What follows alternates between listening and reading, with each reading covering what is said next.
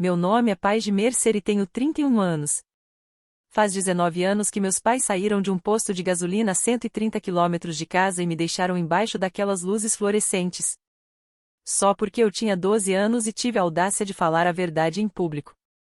Naquela noite, dormi atrás do container de lixo, enrolada no moletom de beisebol do meu irmão, contando os faróis dos carros e torcendo para que algum deles voltasse. Nenhum voltou. Nunca mais troquei uma palavra com meus pais.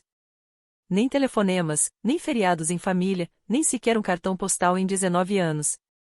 Até que, em agosto passado, o envelope cor de marfim apareceu no meu apartamento em Columbus. Dentro, estava o convite do casamento do meu irmão e um bilhete escrito à mão pelos meus pais.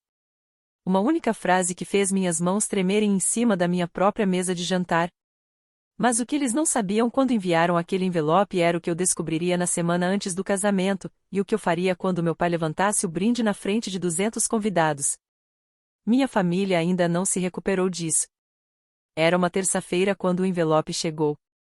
Eu tinha acabado de completar uma jornada de 11 horas no pronto-socorro pediátrico do Hospital Infantil St. Ambrose. Meu último paciente foi uma menina de 8 anos chamada Ruby, com uma fratura em galho verde no braço esquerdo. Ela ficou imóvel para o raio-x como uma pequena soldada. Depois, ela levantou os olhos para mim e fez a pergunta que eu ouço com mais frequência do que qualquer adulto poderia imaginar: minha mãe vai ficar brava comigo? Me ajoelhei na altura dela, como sempre faço. Não, querida. Se machucar não é um crime. Ela me analisou, tentando ver se eu falava sério. E eu falava. Passei 9 anos repetindo essa frase para os filhos dos outros. E toda vez, uma parte pequena de mim está dizendo isso para uma garota da mesma idade, parada em um estacionamento à beira da rodovia. Dirigi para casa, larguei meu crachá na tigela perto da porta e senti o cheiro de cebola e manteiga. Daniel estava no fogão, mangas arregaçadas, rabiscando papéis entre uma mexida e outra. Ele dá aulas de história no ensino médio e cozinha como se estivesse pedindo desculpas aos legumes. Com um aceno de cabeça, ele indicou o balcão. Correio. Chegou uma coisa chique para você. O envelope estava em cima da conta de luz, como se fosse o dono do lugar. Papel pesado, cor de marfim. Meu nome escrito em caligrafia cursiva, dessas que a gente paga para ter. E no canto, um carimbo dos correios que eu não vi há 6 meses, desde que os últimos papéis do inventário da minha avó foram resolvidos. Barlow Falls, Ohio. Fiquei parada no meu próprio balcão, na minha própria cozinha, na vida que construí do zero. E segurei aquele envelope do mesmo jeito que se segura algo que pode explodir a qualquer momento. Daniel baixou o fogo. Paige, de quem é? Eu já sabia antes de abrir. Alguma parte de mim esperava por isso há 19 anos. O convite em si era lindo. Isso eu tenho que admitir, um cartão grosso, cor de creme, com borda de flor de maçã e letras em alto relevo. Caleb Mercer e Madison Whitmore têm a honra de solicitar sua presença. Sábado, 17 de outubro. Primeira Igreja Metodista, Barlow Falls, Ohio. A recepção seria no Pomar Whitmore. Meu irmão ia se casar. E aquela corda dentro de mim, que eu jurava ter cortado há muito tempo, se esticou de novo. Caleb, agora com 35 anos, o garoto que um dia jogou um moletom pela janela da caminhonete, estava se unindo à família mais tradicional do condado. Virei o convite e foi aí que ele caiu. Um pedaço de papel de caderno, dobrado em 4, escondido atrás do cartão de confirmação de presença. Abri. A caligrafia inclinada da minha mãe, a mesma que assinava meus formulários de autorização da escola. Tudo está perdoado. Paige, volte para casa. Mamãe e papai? Eu soltei uma risada. Curta, feia, daquelas que escapam antes que a gente tenha tempo de segurar. Depois, minhas mãos começaram a tremer e não pararam mais. Daniel leu por cima do meu ombro e eu vi ele fazer as contas no meu rosto. Tudo está perdoado, ele repetiu devagar. Perdoada, Paige? De que será que eles acham que precisam te perdoar? Essa é a questão, não é? 19 anos de silêncio e a mensagem que meus pais escolheram me enviar foi um perdão. Não um pedido de desculpas, não uma pergunta. Um perdão vindo de cima, das pessoas que abandonaram uma garota de 12 anos num posto de gasolina e dirigiram 130 quilômetros para dormir nas próprias camas. Coloquei o bilhete sobre o balcão, alisei suas dobras e ouvi minha própria voz sair estranhamente calma enquanto explicava. Eu disse que precisava começar do começo. E é exatamente isso que vou fazer para você agora. Deixe-me contar sobre Barlow Falls. Barlow Falls é daquelas cidades de Ohio onde o boletim da igreja é o jornal e o jornal é o boletim da igreja. Todo mundo sabe da vida de todo mundo, e é exatamente por isso que todos se esforçam tanto para garantir que não haja nada para saber. Morávamos na rua Maple, numa casa branca com venezianas verdes e a varanda mais bonita do quarteirão. Meu pai, Ray Mercer, trabalhava na linha de montagem da Harding Steel e passava os fins de semana embaixo de caminhões dos outros, juntando dinheiro para abrir sua própria oficina um dia. Ele era diácono na primeira igreja metodista. Os homens apertavam sua mão devagar, com respeito. Minha mãe, Brenda, coordenava o círculo de senhoras da igreja e tinha o dom de esticar uma travessa de comida como se fosse mágica. Meu irmão Caleb tinha 16 anos e era o coração da cidade naquele ano. Um arremessador com uma bola rápida que fazia homens adultos de boné falarem como poetas. E aí vinha eu, com 12 anos, óculos, carteira da biblioteca gasta nas pontas, a que fazia perguntas. Por que o pastor Jim tem carro novo se a oferta é para os pobres? Por que a senhora Kepler sorri para a mamãe no domingo e fala mal dela no salão na terça?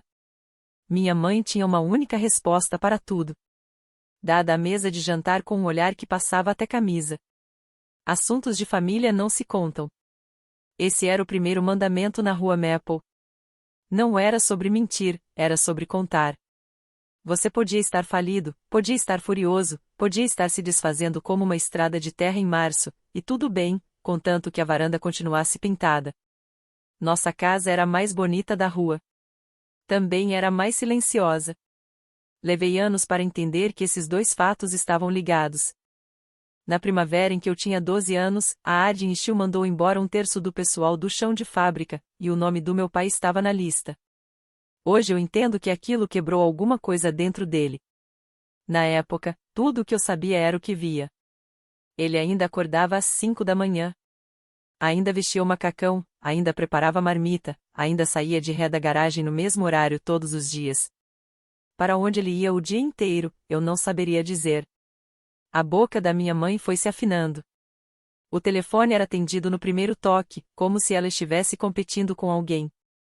E, certa noite, desci para pegar água e parei no terceiro degrau porque meus pais estavam na mesa da cozinha com uma caixa de sapato cheia de envelopes, e a voz do meu pai tinha um tom de quietude que eu nunca tinha ouvido. O pagamento da caminhonete estava atrasado em 2 meses. A Silverado nova, a que ele tinha comprado um mês antes da demissão, vermelha e brilhante, estacionada na frente como um troféu. O banco já tinha ligado 2 vezes. Minha mãe soltou as palavras em consolidação ou em pastor Jim, e meu pai bateu a mão na mesa com tanta força que o açucareiro pulou. No domingo de manhã, sentamos no terceiro banco, como sempre. Meu pai colocou o envelope do dízimo na bandeja com um movimento tão suave quanto um truque de cartas, e eu vi minha mãe rir de algo que a senhora Kepler disse, com uma leveza de quem não tem uma caixa de sapato escondida em casa. No carro, perguntei a ela, honestamente, por que tudo bem fingir na igreja, sendo que a igreja era justamente onde a gente aprendia a não fingir. Ela me olhou no retrovisor por um longo segundo. Isso não é fingir. Isso é privacidade. 3 semanas depois, a verdade escapou da minha boca em meio a uma arquibancada cheia de estranhos, e aquilo me custou toda a minha infância. O campeonato regional foi em Fort Wayne, Indiana, a mais de 300 quilômetros de casa. Fizemos a viagem na Silverado vermelha, as mãos do meu pai posicionadas às 10 para as 2, minha mãe lendo o mapa em voz alta, mesmo só existindo uma estrada. Caleb arremessou como se a cidade inteira dependesse daquilo. 7 entradas e o time adversário batendo no ar. Até hoje consigo ver ele lá no montículo, com 16 anos e uma certeza absoluta. O mundo inteiro tinha o formato de uma zona de strike. Os pais de Barlow Falls lotaram 2 fileiras de arquibancada, e quando o último eliminado estalou na luva, eles explodiram em aplausos. Depois, no estacionamento, a senhora Kepler bateu palmas e anunciou que o time ia comemorar nos tia shows e de buffet perto da rodovia. Família é bem-vinda, por minha conta para os técnicos, mas todo mundo vai. Sem desculpas. Ela olhou direto para minha mãe. Minha mãe olhou para meu pai. E eu, com 12 anos, com fome, orgulhosa do meu irmão, criada para responder aos adultos quando falavam comigo, preenchi aquele breve silêncio com a verdade nua e crua. O papai disse que a gente não pode ir a restaurantes até quitar a caminhonete. Só isso. Esse foi o crime inteiro. O silêncio que veio depois tinha uma textura, como se o ar tivesse coalhado. O sorriso da senhora Kepler virou plástico. O pai de alguém estudou os próprios sapatos. Minha mãe soltou um som parecido com uma risada sem os ossos, disse alguma coisa sobre cuidar da silhueta e me arrastou em direção à caminhonete com as unhas cravadas no meu ombro. Meu pai não disse absolutamente nada. Apenas apertou a mão do técnico. Parabenizou Caleb alto bastante para a multidão ouvir e se colocou ao volante. Arrancamos daquele estacionamento antes mesmo de entregarem o troféu. A viagem de volta era de 300 quilômetros. Eu só consegui percorrer 190. Ninguém falou uma palavra por 2 horas. Caleb estava sentado ao meu lado no banco de trás, ainda com o uniforme, girando a bola do jogo entre as mãos sem parar. Minha mãe observava os campos passarem pela janela. Meu pai vigiava a estrada. E eu vigiava a nuca dele, que por si só já era um boletim meteorológico. Ao entardecer, ele deu seta e entrou num posto Marathon na rodovia 30, perto de Crestline, faltando 130 quilômetros para casa. Eu sei esse número hoje do mesmo jeito que as pessoas sabem a própria data de nascimento. Estacionou na bomba mais distante e mandou eu descer para esticar as pernas. Achei que era uma parada para o banheiro. Na verdade, fiquei até aliviada, se é que dá para acreditar. Fiquei parada no concreto sob aquelas luzes brancas fluorescentes e ouvi o pistão da bomba encaixar de volta no suporte. A caminhonete avançou e o vidro do meu pai desceu até a metade. Ele me olhou do jeito que se olha um motor que decepcionou. Quer falar feito uma mulher crescida? A voz dele estava calma. Essa era a pior parte, o quanto ela estava calma. Então cresça e dê um jeito de voltar para casa sozinha. O vidro subiu. Pedregulhos estouraram sob os pneus. Lembro de pensar, claro como uma conta de matemática, ele vai fazer o retorno na estrada. Ele não fez o retorno na estrada. Através do vidro traseiro, vi Caleb se lançar para frente, vi a palma da mão dele bater no vidro uma vez, vi o rosto da minha mãe flutuar no espelho lateral, branco como um vestido de primeira comunhão. E então o vidro de trás baixou com um solavanco, e algo escuro voou para fora, caindo amontoado no acostamento. As lanternas traseiras foram ficando pequenas. Depois sumiram. A coisa no acostamento era o moletom de beisebol do Caleb, ainda quente do corpo dele. Mercer bordado nas costas com letras de feira. Peguei e vesti. Caía até os meus joelhos. Fiquei parada sob aquelas luzes, vestindo o nome do meu irmão, esperando por uma caminhonete que não ia voltar. Eis o que uma garota de 12 anos faz num posto de gasolina à noite, a 130 quilômetros de casa, sem telefone e com 40 centavos de nada no bolso. Primeiro, ela espera, porque eles vão voltar. Todo mundo volta. Depois, o céu escurece de vez e ela se torna prática, porque é filha do pai, quer ele a queira ou não. Havia um orelhão preso na parede perto do freezer de gelo. Eu sabia um número de telefone de cor. O nosso. Disquei 0 e pedi uma chamada a cobrar, e minha voz só falhou no último dígito. A goma de mascar da operadora estalou enquanto o telefone tocava. 2 vezes. 3 vezes. Então a voz do meu pai, próxima e impossível. A operadora perguntou se ele aceitaria uma chamada a cobrar de Paige, e meu pai respondeu, não. Ela precisa aprender. Houve um clique e depois aquele tom monocórdio e morto.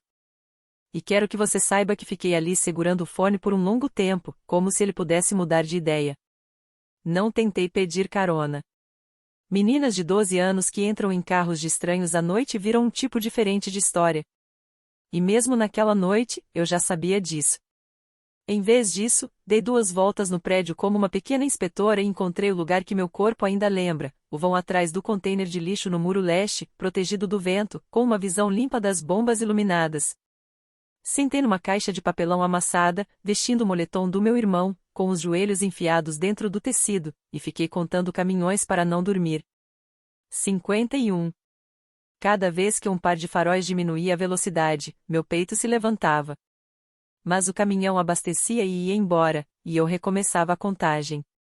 Às 6 da manhã, uma mulher de colete vermelho destrancou a porta da frente, deu a volta com um saco de lixo e o largou. O crachá dela dizia Loreta. Ela me trouxe um copo de leite com chocolate e um sanduíche de ovo, e chamou o xerife. Ao meio-dia, meus pais já tinham dado a versão deles ao xerife. No Natal, aquela versão era a única que Barlow Falls já tinha ouvido. A versão dos meus pais era mais ou menos assim: paramos para abastecer. Paige estava emburrada porque levou uma bronca. Ela saiu andando em direção ao banheiro. E quando voltamos para buscá-la, ela já tinha sumido. Então achamos que ela tinha pegado carona até a casa da avó. Ela sempre ameaçava fazer isso. Um mal-entendido. Uma criança dramática, uma família cansada, uma estrada escura. O policial que me levou até a delegacia me comprou uma barra de chocolate e acreditou em cada palavra, porque Mercer era um diácono que tinha reconstruído o câmbio do carro dele por um preço simbólico. Mesmo assim, uma assistente social do Serviço de Proteção à Criança abriu um processo. O nome dela era Senhorita Alvarez, e ela foi a primeira adulta que anotou o que eu dizia com o rosto inteiro, sem desviar o olhar. E minha avó, a mãe da minha mãe, Margaret Jenkins, minha nana, desceu de Westerville na mesma tarde, aos 59 anos, a 130 por hora num Buick, uma tempestade dentro de um gorro de tricô. Ela me olhou, enrolada naquela manta emprestada, e alguma coisa no rosto dela se fechou como um livro de contas. O resto aconteceu em silêncio, do jeito que minha família preferia que tudo acontecesse. Primeiro, um plano de segurança. Depois, naquele inverno, a guarda legal através do Tribunal de Sucessões do Condado. Sem julgamento, sem manchetes, sem cena no almoço da igreja. A assistente social recomendou. Nana entrou com o pedido. E meus pais, essa é a parte que levei anos para conseguir dizer em voz alta, meus pais assinaram. Sentaram no escritório de um advogado numa terça-feira e assinaram a guarda da filha de 12 anos como se fosse um documento de transferência de veículo, porque contestar significava uma investigação, e uma investigação significava que a cidade ia ficar sabendo de coisas. O que eu mais lembro é o seguinte: minha mãe chorou naquela mesa, mas meu pai soltou um longo e lento suspiro, com os ombros relaxando. Já vi alívio no rosto de milhares de pessoas no pronto-socorro. Sei reconhecer quando vejo. Ele estava aliviado. A casa da Nana em Westerville cheirava a café e óleo de limão, e as regras eram diferentes lá. Ela as estabeleceu na minha primeira noite, enquanto comíamos sanduíche de queijo grelhado, com a voz de uma mulher que já tinha enterrado um marido e 2 irmãos e não se assustava com facilidade. A verdade não é pecado nesta cozinha. Você nunca será mandada embora por dizê-la, e ninguém sai desta mesa com fome ou sem ser ouvido. Então ela deslizou o pote de picles na minha direção, e aquela foi toda a orientação. Quero ser sincera, depois daquilo, eu não fui uma criança fácil de criar. Eu verificava as fechaduras 2 vezes por noite. Mantive uma mochila de viagem pronta dentro do armário até os 15 anos, e Nana nunca uma única vez me pediu para desfazê-la. Ela apenas lavava quietinha o que estava dentro e dobrava tudo de volta no lugar. Mas aquela mesa de cozinha se manteve firme. Eu me formei em 2º lugar na minha turma. Paguei a faculdade de enfermagem com bolsa de estudos e turnos da noite numa lanchonete. E quando coloquei meu crachá no Hospital St. Ambrose, Nana sentou na primeira fila e assobiou entre os dedos como se fosse uma partida de bola. 19 anos. Ela era toda a minha família. Ela e, com o tempo, Daniel. Ela se foi em fevereiro passado, aos 78 anos, dormindo, com os óculos de leitura ainda em cima de uma palavras cruzadas aberta. No funeral, fiquei de um lado do corredor e meus pais do outro, e não trocamos uma palavra. 19 anos de prática deixam a gente perfeita. Minha mãe chorou em ondas, no ritmo certo para a ocasião. Meu pai ficou imóvel como um poste de cerca, vestindo um terno bom. Caleb me abraçou perto do cabideiro por um minuto inteiro, estranho e dolorido. E ainda carrego na carteira o bilhete que Nana escreveu para mim na 7ª série, dobrado. Diz, cabeça erguida. Diga a verdade. Volte para casa. Depois da noite em que o convite chegou, eu não fui para a cama. Daniel me encontrou às 2 da manhã na mesa da cozinha, com o bilhete esticado na minha frente, minha unha passando para frente e para trás sobre a caligrafia da minha mãe, como se eu pudesse lixar aquelas palavras do papel. Ele sentou do outro lado da mesa e esperou. Ele é bom nisso. Professores e enfermeiros, nós dois sabemos o valor das pausas. Naquela noite, contei a ele a versão resumida, mas só a versão resumida. Posto de gasolina, eu disse. Quando eu tinha 12 anos, eles foram embora e minha avó me acolheu. E eu nunca mais voltei. Tudo verdade. E tudo lixado até ficar liso. As pontas arredondadas, o container de lixo de fora, a ligação telefônica de fora, as partes que ainda tinham lascas espetadas deixadas de fora. Até o homem que ia se casar comigo recebeu a versão de varanda pintada. E eu me ouvia fazendo aquilo, e não conseguia parar. Eu resolvo as coisas, disse a ele quando ele perguntou por que eu nunca tinha contado nem mesmo aquilo. É o que eu faço. Eu resolvo as coisas. Ele me olhou por um tempo. Depois disse, sabe, de todas as pessoas que já conheci, você é a melhor em estar bem. Ele não disse aquilo como um elogio. Disse do jeito que se aponta uma cicatriz. Fiquei sentada com aquilo até o aquecedor ligar, e ainda assim não consegui explicar para ele, nem para mim mesma, como uma mulher que consegue narrar em detalhes um procedimento de 9 horas nunca tinha contado a história de uma única noite em que tinha 12 anos. Se você já se sentou numa mesa de cozinha às 2 da manhã segurando uma carta que não sabia como responder, me conta nos comentários o que você fez. E se você é novo por aqui, se inscreve, porque o que minha família fez depois, você vai querer ver como termina. Caleb ligou 4 dias depois, de um número que eu não reconhecia, e atendi porque estava de scrubs no hospital e achei que fosse uma farmácia. Houve uma pausa, e então uma voz que tinha ficado mais grave, mas que nunca realmente mudou. Ei, PY, sou eu, seu irmão. A última vez que tínhamos conversado por mais tempo do que um corredor de funeral foi quando ele tinha 16 anos. Ele falava rápido, do jeito de quem ensaiou o que ia dizer.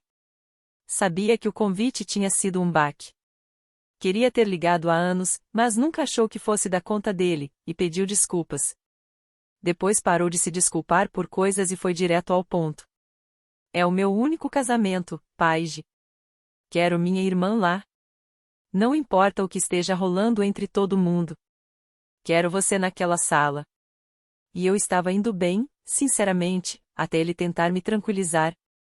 Disse que entendia porque eu talvez não quisesse ir.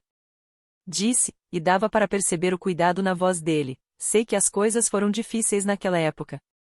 Todo mundo dizia que você estava passando por um momento complicado. A mamãe sempre contou que você se recusou a voltar para casa. Que a Nana deixou você tomar aquela decisão e que isso partiu o coração dela. Fiquei ali na sala de medicação com o telefone colado no ouvido e entendi tudo de uma vez, e a sensação foi como água gelada descendo pela espinha. Meu silêncio não tinha sido neutro. Por 19 anos eu não disse nada, e a história deles continuou crescendo naquele campo vazio. Estava na versão dos acontecimentos do diretório da igreja. Estava dentro do meu próprio irmão. Ele não estava mentindo para mim. Estava repetindo o que tinham alimentado a vida adulta inteira dele. Caleb, eu disse com cuidado. Você sabia que colocaram um bilhete dentro do meu convite? A linha ficou em silêncio. Ele não sabia. Li o bilhete para ele pelo telefone. Tudo está perdoado, Paige. Volte para casa. Ele ficou em silêncio por tanto tempo que olhei para a tela para ver se a ligação tinha caído. Quando finalmente falou, parecia ter 16 anos de novo. É a caligrafia da mamãe. É dela, confirmei. Assinado pelos dois. E então fiz a pergunta que nunca tinha feito a nenhum outro ser vivo. Caleb, o que você lembra sobre o posto Marathon? Ouvi a respiração dele. Lembro do papai dizendo que a gente ia dar a volta, ele respondeu devagar. Ele disse que você precisava de um susto. 15 minutos, ele disse. Depois a gente só foi dirigindo, e a mamãe ficava repetindo que você provavelmente estava se escondendo no posto para punir eles, que alguém ia ligar, que você sempre dava um jeito.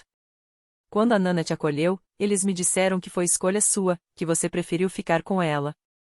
Cada frase saía mais devagar que a anterior, como alguém descendo uma escada no escuro, testando cada degrau antes de colocar o peso. Você tinha 12 anos, ele disse por fim, mais para si mesmo do que para mim. Eu tinha 16 e já tinha carteira de motorista. Eu podia ter? Ele parou. Não completei a frase por ele. Também aprendi isso no pronto-socorro: as pessoas precisam fazer o próprio diagnóstico antes de aceitarem o tratamento. Disse que ia pensar sobre o casamento, e falei sério. Depois que desligamos, fiquei sentada no carro dentro do estacionamento do hospital por um longo tempo. Ainda não podia confirmar presença. Tinha um lugar onde precisava ficar primeiro. Chame de dívida que eu devia ou de prova que precisava fazer. A 100 quilômetros pela rodovia, havia um posto de gasolina me esperando. E eu tinha evitado aquele trecho da Rota 30 por 19 anos. No sábado, dirigi para o norte saindo de Columbus com o rádio desligado. 100 quilômetros, 1 hora e 15 minutos, e senti cada um deles nos dentes do fundo. O posto Marathon ainda está lá, perto de Crestline, no mesmo trecho reto da Rota 30. Nova cobertura, novas bombas, o mesmo prédio por baixo, como um osso sob uma pele nova. Estacionei onde a Silverado vermelha tinha ficado parada 19 anos atrás e me forcei a descer. O orelhão não está mais lá. Restam 4 buracos de parafuso no tijolo onde ele costumava ficar. Fiquei parada ali e enfiei o dedo em um deles. Não é algo que eu consiga explicar, só algo que eu precisava fazer. Depois, rodei o muro leste. O container de lixo é mais novo, mas está exatamente no mesmo canto, fora do vento, com a mesma visão limpa das bombas, e o vão atrás dele ainda tem a largura de uma criança magra. Fiquei naquele vão com meu casaco de mulher crescida, a uns 12 metros de onde meu pai disse: cresça, e deu um jeito de voltar para casa sozinha. E eu não desabei, o que, para ser franca, me surpreendeu. Lá dentro, comprei um copo de leite com chocolate e um sanduíche de ovo, e comi em pé perto da janela, olhando para o estacionamento como uma segurança revisando imagens antigas. A mulher no caixa estava no fim dos 60 anos, trança prateada, colete vermelho. Ela passou minha compra 2 vezes antes de estreitar os olhos e arregalá-los. A menina do sanduíche de ovo, ela disse. Loreta, ainda estou aqui. Só de manhã. 31 anos nesse caixa. Minha garganta se fechou como um punho, e foi ali, em pé naquele balcão, naquele prédio, que peguei meu telefone e confirmei presença no site do casamento online, um convidado. Por que eles me deixaram naquele posto de gasolina? Tudo bem. Então é daquele posto que eu decido voltar com meus próprios pés, nos meus próprios termos. Loreta me viu apertar a enviar. Depois, serviu 2 cafés sem perguntar e disse a coisa que reorganizou toda a minha compreensão daquela noite. Sempre me perguntei se alguém te contou, Loreta disse, sobre a caminhonete. Abaixei o café. Que caminhonete? Na noite em que você estava lá fora. Eu cheguei às 6 e te encontrei. Mas o Dwight trabalhou no turno da madrugada e contou ao xerife a mesma coisa que contou para mim. Por volta da 1 da manhã, uma picape passou devagar. Não abasteceu, não estacionou, só percorreu o estacionamento de ponta a ponta, passou bem devagar pelas bombas, e depois pegou a rodovia de volta, sentido leste. Ela limpou o balcão com um movimento circular, me observando. O Dwight só lembrou disso por causa da lentidão. Parecia que estavam procurando por alguma coisa. Ouvi minha própria voz perguntar se o Dwight tinha dito mais alguma coisa. Uma coisa, a mandíbula de Loreta se contraiu. Uma mulher no banco do passageiro, olhando fixamente pela janela. Ele acenou para ela, sabe, como a gente faz. Ninguém acenou de volta. Fiquei imóvel naquele balcão, fazendo contas que eu não queria fazer. Picape vermelha, ela confirmou. Leste em direção a Barlow Falls. 1 da manhã, 7 horas depois de os pedregulhos terem estourado sob os pneus, 5 horas depois da ligação a cobrar. Durante 19 anos, a história que me sustentou foi a de que eles nunca voltaram, de que fecharam o portão da garagem e nunca mais pensaram no assunto. Acontece que essa era a versão misericordiosa. Alguém dirigiu aquela caminhonete de volta por 130 quilômetros no meio da noite. Alguém percorreu aquele estacionamento a passo de gente enquanto eu dormia a 6 metros de distância, atrás de um container de lixo, abaixo da linha da luz. Exatamente tão invisível quanto eu me fiz. E então, essa é a parte que não consegui superar. Eles pegaram a rodovia de volta e foram para casa sem ao menos abrir a porta. Quem estava dirigindo? Por que não pararam? Carreguei essas perguntas comigo até o casamento. Cheguei em casa de Crestline já depois do anoitecer. Daniel me olhou uma vez só e desligou a televisão. Dessa vez, contei tudo. As arquibancadas em Fort Wayne, o vidro meio aberto, o moletom amontoado no acostamento, o orelhão, a operadora mascando chiclete, a voz do meu pai dizendo a ela precisa aprender. O clique, o tom de descagem, o vão atrás do container de lixo e os 51 caminhões, e o papelão que segurou meu calor corporal melhor do que minha família jamais fez. E então a peça nova, ainda afiada como se tivesse saído da caixa, uma caminhonete à 1 da manhã passando devagar. O rosto de uma mulher no vidro do passageiro e as lanternas traseiras seguindo para leste. Daniel ouviu do jeito que eu gostaria de ser ouvida, ou seja, ele não se encolheu e não fez cena. Quando terminei, ele se levantou, serviu 2 copos de água, colocou-o na minha frente como uma enfermeiro, e fez exatamente uma pergunta: o que você quer daquela sala, Paige? Não você está bem? Nem quer que eu odeie eles por você? Que é a pergunta que a maioria das pessoas está realmente respondendo quando dizem sinto muito. O que eu queria? Abri o laptop em vez de responder, porque é quem eu sou. E digitei um brinde. 2 parágrafos. Bege, simpático, à prova de balas. Parabéns a Caleb Madison. Família complicada. O amor vence. Levantem seus copos. Salvei o arquivo com o nome a casamento e li em voz alta. Tinha o gosto da versão de avião de uma refeição. Daniel leu por cima do meu ombro. É bonito, ele disse no tom que usa para redações que estão tecnicamente completas. Salvei mesmo assim, até o último segundo. Quero que você saiba que eu pretendia ler aquela versão. Até o último instante. Minha mãe ligou numa quinta-feira. Caleb tinha dado meu número a ela. Ele me disse depois que tinha sofrido muito com isso. E atendi em pé na janela da cozinha e ouvi a voz dela ao vivo pela primeira vez em 19 anos. Era mais fina do que eu lembrava e mais doce, como xarope no fundo do pote. Ela disse meu nome completo. Disse que o casamento ia ser lindo, que os Whitmore tinham feito tanta coisa com o pomar, e se eu tinha recebido os cartões de Natal dela todos esses anos, ela nunca tinha certeza se o endereço estava certo. E então, com uma risadinha pequena, ela foi direto ao ponto: espero que a gente consiga manter as coisas agradáveis, querida. Você sempre foi tão dramática em relação ao passado. Vamos não reabrir histórias antigas no casamento do seu irmão. Vi um cardeal pousar no meu lance de incêndio e perguntei, com calma, o que exatamente ela achava que eu poderia reabrir. As pausas tinham renda. Nada, querida. É só que os Whitmore são pessoas adoráveis. O pai da Madison tem sido tão bom para o Caleb e para a oficina. Eles perguntaram por você, sabia? Nossa filha, a enfermeira. Eles ficaram tão felizes que a família inteira vai estar junta. E aí estava, estendido como um jogo de louças à mesa. Os Whitmore tinham perguntado pela irmã ausente. Uma lacuna na foto de família levanta perguntas, e perguntas são a única coisa que a varanda foi construída para evitar. Eu não estava sendo recebida em casa. Eu estava sendo escalada. Um papel coadjuvante numa produção chamada Os Mercer são uma família completa. Uma única noite, traje formal. Até outubro, mãe, eu disse. Ela soltou um suspiro satisfeito e, antes de desligar, soltou a frase. O velho mandamento, quente como uma colcha e 2 vezes mais sufocante: assuntos de família não se contam, querida. Quase cancelei 2 vezes. No domingo antes do casamento, fui para Westerville, para o cemitério onde Nana está enterrada sob uma lápide que diz apenas Tinkins. Por instrução dela, nada mais. As datas não são da conta de ninguém. Sentei na grama e contei tudo a ela. O convite, o bilhete, a caminhonete à 1 da manhã. Porque algumas conversas não param só porque uma das partes já se foi.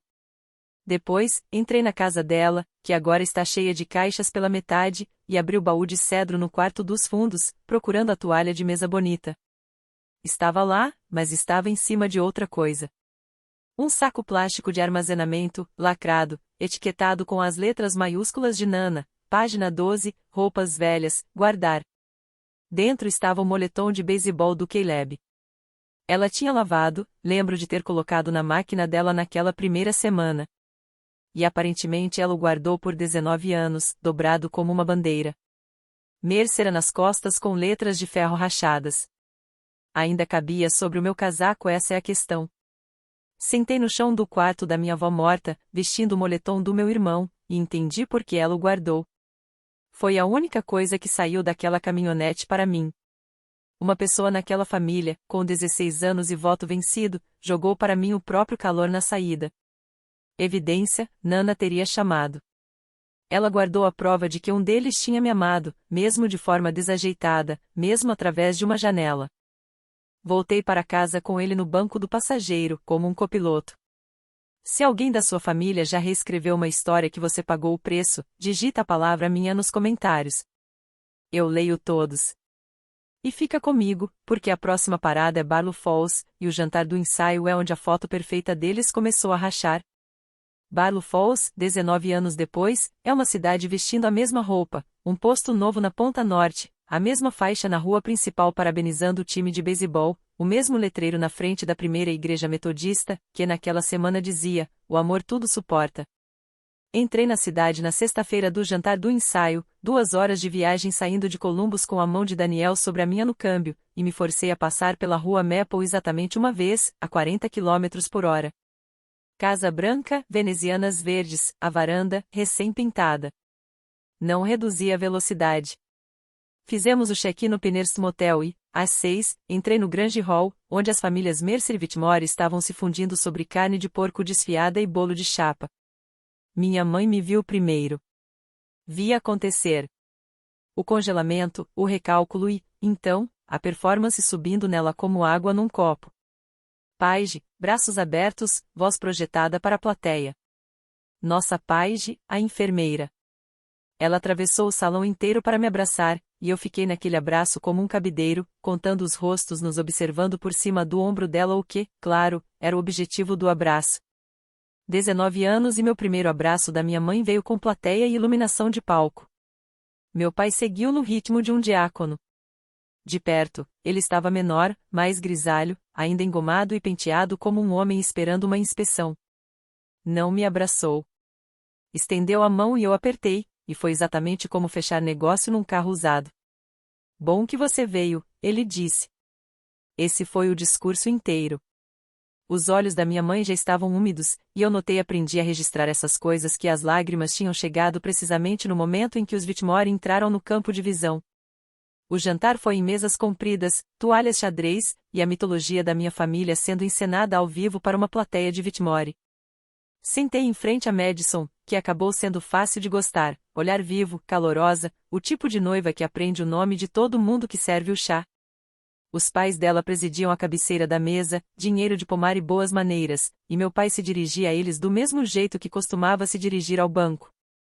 Em algum momento entre a carne e o bolo, o Sr. Whitmore perguntou, com gentileza, como era ter a família toda reunida de novo. Meu pai juntou as mãos. Os filhos se espalham, ele disse com a voz de púlpito. As raízes seguram. Os Mercer sempre encontram o caminho de volta. Murmúrios calorosos. Minha mãe pegou o fio como num dueto ensaiado. A Paige passou por uma fase naquela época. Adolescentes, vocês sabem como é. Uma risadinha tilintante. Ela foi e ficou com minha mãe em Westerville por um tempo. Mas família é família. E aqui estamos todos. Quero que você entenda o que custa ficar parada enquanto sua própria história é servida a uma sala como aperitivo, uma fase, um tempo. Toda a minha vida depois dos 12, reduzida ao tamanho de um guardanapo e enfiada debaixo de um prato. A senhora Whitmore se inclinou e apertou minha mão. Estamos tão felizes que essa família se curou, ela disse, e falava sério. E isso, de alguma forma, foi a pior parte. Sorri e disse que o pomar parecia lindo, porque Caleb estava me olhando do outro lado da mesa com o maxilar tenso, e era o fim de semana dele, e eu tinha prometido a mim mesma que não seria a tempestade. Então a sobremesa chegou e, ao lado da minha xícara de café, estava o cartão de lugar de amanhã, caligrafia novamente, sentada entre Ray e Brenda Mercer. Encontrei minha mãe sozinha na cozinha do Grange Hall no fim da noite, embalando o bolo que sobrou com a eficiência de uma mulher que já embalou 1000 bolos. Não tinha planejado. Meus pés simplesmente me levaram até lá, e me ouvi fechar a porta e fazer a única pergunta que ainda me restava. Você voltou naquela noite? A mão dela parou. Ela não perguntou que noite. 19 anos já não discutimos isso. E ela não me perguntou qual noite eu queria dizer. E aquilo, por si só, já me disse tudo. Ela largou a espátula de bolo e eu a vi experimentar os disfarces de sempre, a risada, o honestamente, a história antiga e nenhum deles servia numa cozinha fechada sem plateia. E finalmente, os ombros dela caíram 1 centímetro, e minha mãe pareceu ter a idade que tinha pela primeira vez em toda a noite. Fiz ele virar a caminhonete, ela disse baixinho. No meio da noite, eu não conseguia dormir. Disse que a gente ia voltar, e ele dirigiu, e a gente passou pelo estacionamento por volta da 1, e você não estava sob as luzes. Eu procurei, Paige. Procurei com atenção. O queixo dela tremeu e se firmou. E seu pai disse, ela continuou, a voz mais baixa agora, disse que se ela nos visse resgatá-la, a lição morreria.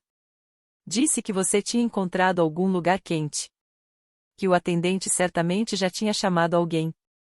Que garotas como você sempre dão um jeito. Ela pressionou a tampa da caixa até ouvir o clique. E fomos para casa. Eu estava a 6 metros dela à mesma distância de um container de lixo para uma fileira de bombas e deixei o silêncio ocupar o espaço. Então ela levantou os olhos, molhados, e disse a coisa que ela devia acreditar ser um presente. Fui eu que escrevi o bilhete, querida. O que estava no convite. Seu pai não, ele não pede desculpas. Nunca pediu. Nenhuma vez em 57 anos. Para ninguém. Tudo está perdoado, querida. Isso é o mais perto que você vai chegar. E ali estava. Eu tinha vindo atrás de um reconhecimento. Não havia nenhum em estoque. E nunca haveria. Meu pai estava no estacionamento, fumando ao lado da caminhonete dele. Uma Silverado mais nova, ainda vermelha. Algumas bandeiras não mudam. E porque a noite aparentemente estava determinada a esvaziar todas as gavetas, ele falou comigo. Sua mãe aí dentro está chorando? Eu disse que ela estava bem. Ele assentiu em direção à tampa da caçamba que em Mercerês significa senta e eu não sentei, e ele fumou por um tempo. Sabe o que meu pai fez? Ele disse, não perguntou. Verão em que eu tinha 10 anos. Eu não sabia. Ele nunca tinha me contado uma história sobre ele mesmo. Nem em 12 anos debaixo do teto dele. Feira do Condado. Falei besteira na frente do vendedor de ração. Comentáriozinho inteligente. Achei que era engraçado. Ele me colocou perto dos currais. Mandou eu pensar em quem pagou pelas minhas botas. E foi embora. A feira fechava às 10. Ele voltou no escuro. Meu pai bateu a cinza e observou-a cair. Fiquei ao lado daqueles currais o dia inteiro. Vi cada homem daquele condado passar por mim. E nunca mais falei besteira na frente de outro homem. Nenhuma vez em 47 anos. Ele disse aquilo do jeito que se exibe um troféu. E aqui está a parte que eu preciso que você assimile. As mãos dele tremiam levemente nas bordas, do jeito que tremem no meu pronto-socorro quando o corpo lembra o que a boca não quer dizer. 10 anos de idade, em pé ao lado dos currais do meio-dia até o escuro, observando a multidão atrás de um chapéu em particular. Ele tinha sido aquele menino, e ninguém nunca tinha vindo buscar aquele menino também, e ele passou a vida inteira polindo aquilo até transformar numa parábola. Você se tornou forte, meu pai disse, jogando a bituca no chão e pisando. A mais forte de todo o mundo naquele salão. Isso é meu, Paige. Isso veio de mim. De nada. Ele entrou e eu fiquei parada no cascalho e finalmente, completamente, abri mão do pedido de desculpas que esperei silenciosamente por 19 anos. Nunca ia chegar. Nunca nem existiu. A pergunta que finalmente me desmontou veio do meu irmão na noite anterior ao casamento dele. Caleb bateu na porta do meu motel às 10 daquela noite, ainda com as roupas do ensaio, carregando 2 garrafas de refrigerante de raiz como se fossemos crianças roubando provisões. Ele entrou e parou. O moletom estava estendido sobre a cadeira. Mercer em letras rachadas, tamanho juvenil grande, num cabide feito para homem. Ele tocou a manga como se pudesse não ser real. Você guardou isso? Nana guardou, eu disse. 19 anos num baú de cedro, etiquetado em letras maiúsculas. Ele sentou na beira da cama com uma garrafa em cada mão e não abriu nenhuma. E tomei uma decisão que vinha ensaiando há semanas. Se ele ia ficar diante de um altar amanhã e começar a própria família, ele faria isso sabendo a história inteira. Então contei ao meu irmão o que tinha contado a Daniel. Tudo, em ordem, com a voz plana que uso para relatórios de plantão, porque aquela voz é o único recipiente forte o suficiente. A janela pela metade. A ligação a cobrar. A voz do nosso pai dizendo a ela precisa aprender. O vão atrás do container de lixo e a contagem dos caminhões. A caminhonete à 1 da manhã e de quem era o rosto no vidro do passageiro. Caleb foi ficando mais pálido a cada parágrafo. E quando cheguei no orelhão, ele fez um som como se tivesse sido atingido. Eu ouvi, ele disse. O telefone. Naquela noite tocou uma vez, tarde, e eu desci para as escadas, e o papai estava na cozinha no escuro segurando ele. Ouvi ele dizer, não, só não. E a mamãe perguntou quem era, e ele disse, engano. Vai dormir. Meu irmão enterrou o rosto nas mãos, 35 anos, ombros sacudindo, e disse a coisa mais verdadeira que qualquer pessoa da minha família já me disse, eu me convenci de que você estava bem porque a Nana veio. Eu precisava que você estivesse bem para não ter que encarar o que eu sabia. Então ele enxugou o rosto, levantou os olhos e fez a pergunta. Amanhã, você vai se levantar e dizer algumas palavras como minha família? O casamento em si foi genuinamente bonito, e quero que você saiba disso porque nada do que aconteceu depois foi direcionado ao casal. Luz de outubro atravessando os vitrais antigos da igreja. Madison no vestido de renda da avó, Caleb chorando no altar antes de ela chegar à metade do corredor, o que fez o lado esquerdo da igreja rir baixinho porque o arremessador da cidade tinha desabado como uma cadeira de praia. Sentei no segundo banco com a mão de Daniel na minha e a bolsa sobre o joelho. E dentro da bolsa estava o brinde seguro, impresso e dobrado, 2 parágrafos simpáticos e bege, prontos para uso. Durante as fotos na escadaria da igreja, minha mãe pegou minha mão, ajeitou, entrelaçou os dedos nos dela. No exato momento em que o fotógrafo ergueu a câmera. Deixei. Dá para mapear uma vida inteira no que as pessoas fazem quando as lentes aparecem. A recepção foi no Pomar Whitmore, num celeiro decorado com luzes, caixas de maçã empilhadas formando um bar, 200 convidados sob as vigas. Os Whitmore, a igreja, metade de Barlow Falls. Meu cartão de lugar estava onde prometeram, entre Ray e Brenda Mercer, e ocupei meu lugar como uma boa figurante, enquanto minha mãe narrava para a tia Whitmore mais próxima o quão abençoada ela era, todos os seus filhos sob o mesmo teto. Olhei para aquela sala iluminada e entendi com uma calma que me surpreendeu exatamente o que eu estava ali para ser, a prova viva, a prova sorridente de que tudo que alguém pudesse ter ouvido ao longo dos anos, não podia ter sido tão ruim. Olha ela ali sentada, bem no meio deles. O jantar terminou. Os copos foram preenchidos. O DJ anunciou que a família gostaria de dizer algumas palavras, e meu pai empurrou a cadeira para trás, levantou-se e bateu no copo com uma colher. Meu pai não faz discursos. Ele profere veredictos, devagar, e um celeiro cheio de pessoas se inclinou para receber um. Agradeceu aos Whitmore pelo pomar, pela generosidade, por criar uma jovem digna do nome Mercer. Ele disse exatamente nessa ordem, e ninguém além de mim pareceu notar. Elogiou Caleb, o braço, a oficina, o filho em que um homem constrói seu nome. E então meu pai se virou sem pressa e olhou para o fim da mesa principal, na minha direção.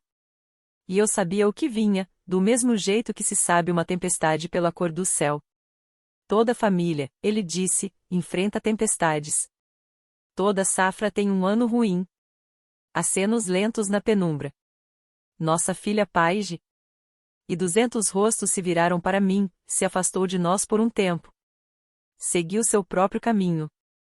Não vamos remexer no tempo velho esta noite. Uma pausa medida como tábuas de madeira. Porque esta noite, com meu filho casado com esta bela família, posso estar aqui e dizer com clareza: minha família está inteira novamente. Tudo está perdoado. Ele ergueu o copo para a sala que acabará de reorganizar. A família. E o celeiro, 200 copos, a galera da igreja, o dinheiro do pomar, se levantaram e ecoaram de volta para ele. A família. Minha mãe enxugou os olhos com um guardanapo no ritmo certo. O DJ iniciou um aplauso suave.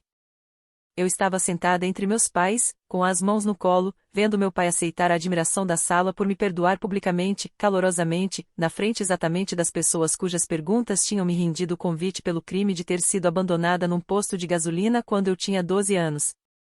E um assento depois de Madison, meu irmão Caleb não estava aplaudindo. A parte seguinte não estava no programa de ninguém. Caleb se levantou, abotoou o paletó e estendeu a mão para o DJ pedindo o microfone. O noivo então a sala se calou, esperando agradecimentos. Ele olhou para nosso pai por um segundo e depois passou por ele, na minha direção. Na verdade, Caleb disse, antes de comermos o bolo, minha irmã veio de longe para estar aqui esta noite. A voz dele falhou e se firmou. Mais longe do que a maioria de vocês sabe, Paige. Ele percorreu toda a extensão da mesa principal e estendeu o microfone para mim. Você gostaria de dizer algumas palavras? Como minha família. Há momentos em que uma sala inteira sente algo sem entender. A temperatura cai, o significado chega antes dos fatos. A mão da minha mãe se fechou no meu pulso debaixo da toalha de mesa. Suavemente, um aviso vestido de carinho. O maxilar do meu pai se travou no mesmo tempo que eu observava do banco de trás 19 anos atrás. 200 estranhos sorriram para mim, esperando doçura. E eu fiquei ali sentada com a escolha verdadeira, a que eu carregava desde agosto finalmente fora do envelope e no meu colo. Na minha bolsa, o brinde seguro, 2 parágrafos bege. E atrás deles, tudo que eu vim, o lugar na mesa de Natal, os cartões de Natal da minha mãe, uma família sob a única condição de que a história continuasse sendo deles. E no peito, 19 anos. Olhei para meu irmão estendendo aquele microfone como uma mão pela janela de uma caminhonete. Deslizei meu pulso para fora dos dedos da minha mãe e me levantei. Peguei o microfone e então fiz a coisa que ainda hoje me assombra. Tirei o brinde seguro da minha bolsa, dobrei ao meio e coloquei sobre a toalha de mesa na frente do meu pai, onde ele pudesse me ver não o ler. Meu nome é Paige Mercer, eu disse. E minha voz saiu do jeito que sai num código. Firme, sem pressa, porque alguém na sala precisa manter a calma. A maioria de vocês nunca me conheceu. Me disseram que eu passei por uma fase. Risadas fracas, incertas. Deixei que morressem sozinhas. 19 anos atrás, meu irmão fez a melhor partida da vida dele em Fort Wayne, Indiana. Na volta para casa, num posto Marathon na rodovia 30, perto de Crestline, meu pai mandou eu descer da caminhonete. Eu tinha 12 anos. Tinha envergonhado a família naquela tarde. Eu tinha dito em voz alta para outra mãe que a gente não podia pagar o jantar do time. Então meu pai me olhou debaixo daquelas luzes de posto e disse: quer falar feito uma mulher crescida? Então cresça e dê um jeito de voltar para casa sozinha. E minha família foi embora. Agora não havia mais risos. Nem garfos. O celeiro ficou tão silencioso que eu podia ouvir o zumbido das luzes de cordão. Liguei a cobrar do orelhão naquela noite. A ligação foi recusada. Dormi numa caixa de papelão amassada atrás do container de lixo, vestindo o moletom de beisebol do meu irmão. Ele jogou pela janela quando foram embora. Foi o único calor que minha família me ofereceu naquela noite, e quero que ele saiba que ainda o tenho. De manhã, uma estranha chamada Loreta me encontrou. Ela me comprou leite com chocolate e um sanduíche de ovo, e chamou o xerife. Minha avó Margarete desceu de carro no mesmo dia e me deu um lar e uma cozinha onde a verdade nunca foi pecado. Meus pais assinaram os papéis da guarda naquele inverno. E eles acabaram de me perdoar. Virei-me e olhei para meu pai, que tinha ficado da cor de uma cerca sem tinta. Pai, eu fiz o que o Senhor mandou. Cresci. Encontrei meu próprio caminho para casa. É um apartamento de 2 quartos em Columbus, com um homem que nunca me deixou em lugar nenhum. Minha mãe estava chorando. E pela primeira vez na vida, acreditei nas lágrimas e entendi que elas não mudavam nada. O Senhor me perdoou esta noite na frente de testemunhas. Então deixe-me retribuir a gentileza. Eu me perdoo por ter passado 19 anos acreditando que precisava conquistar meu lugar de volta numa família que foi embora. Levantei meu copo e encontrei os dois rostos no centro da sala. Caleb, Madison, que seus filhos cresçam sabendo que a verdade não é pecado na cozinha deles. E que eles nunca, jamais, precisem ser corajosos num posto de gasolina. Brindei aos noivos. E bebi. E ninguém naquele celeiro estava respirando. Meu pai se levantou tão rápido que a cadeira caiu para trás, e o estalo dela contra o chão foi o som mais alto da noite. Já chega. 57 anos, diácono da primeira igreja metodista, um homem que nunca tinha levantado a voz em público, e o condado inteiro agora o via fazer isso no casamento do filho. Assuntos de família não se... E ele parou bem ali, no meio do mandamento, porque alguma parte dele ouviu. Ouviu que o final daquela frase ia confessar na frente de 200 pessoas. A sala completou por ele em silêncio perfeito. Assuntos de família não se contam. Dava para ver a frase pousando em cada rosto debaixo das luzes de cordão. Dava para ver o celeiro inteiro entender que ele não estava negando nada do que eu tinha dito. Ele estava objetando ao fato de eu ter contado. Minha mãe tinha o guardanapo pressionado contra a boca.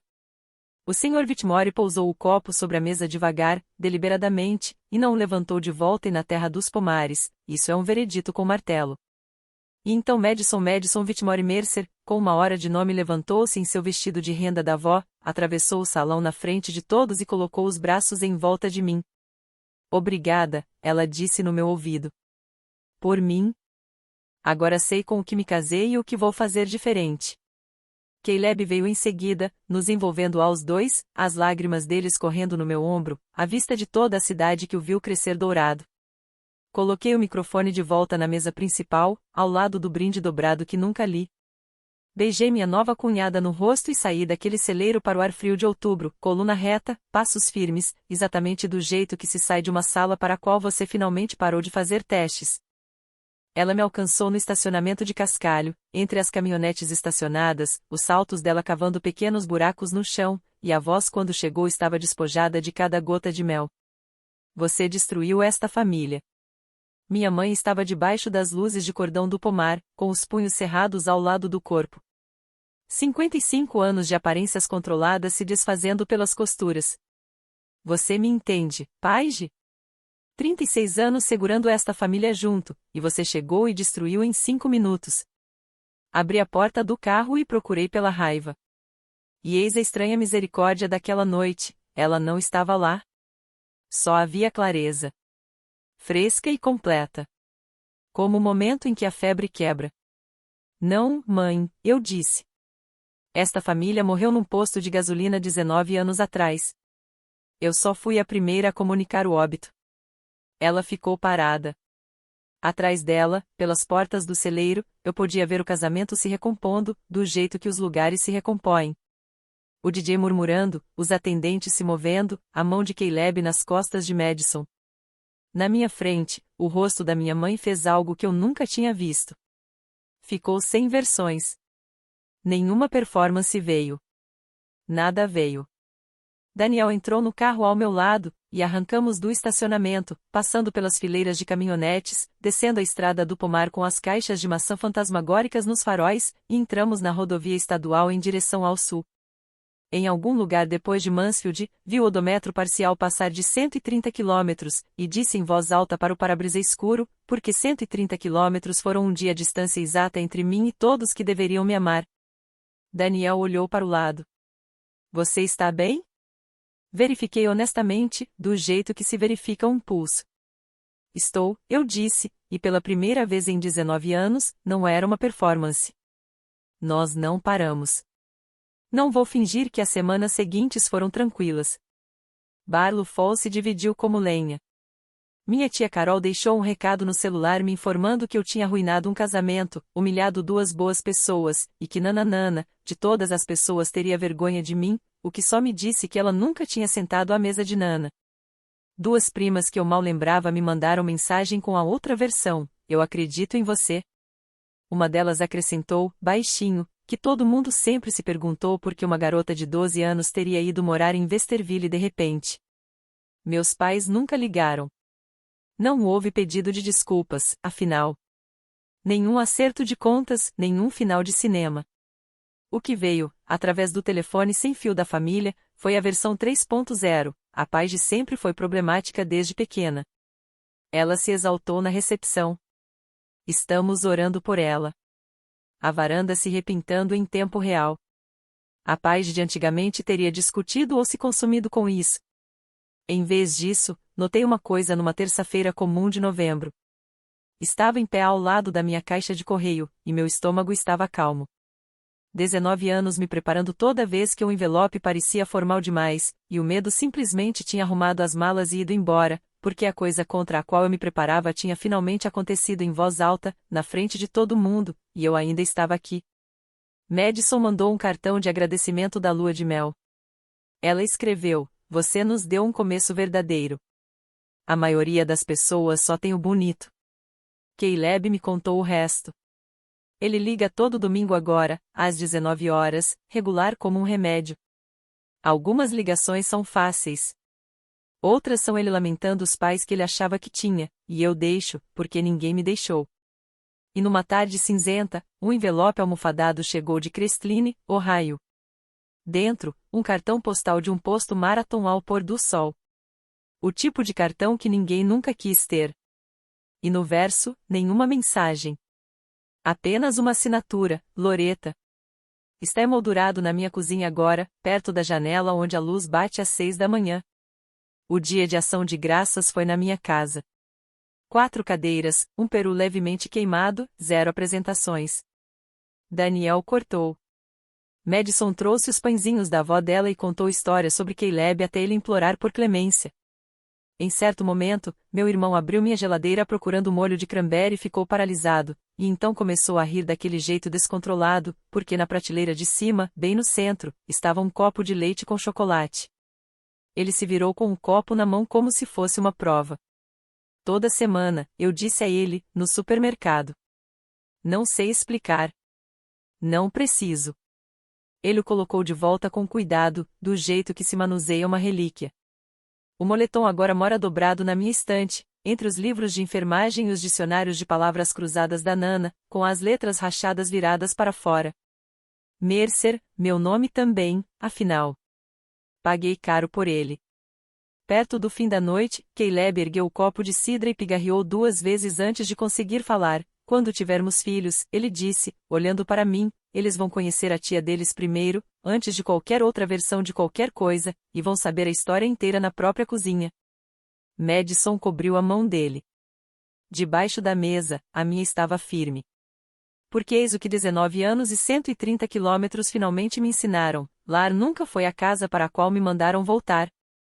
Lar é a mesa onde a verdade pode se sentar e comer. Essa é a minha história. Um posto de gasolina, 19 anos de silêncio, uma linha escrita à mão dentro de um envelope, e um brinde que minha família nunca viu chegar.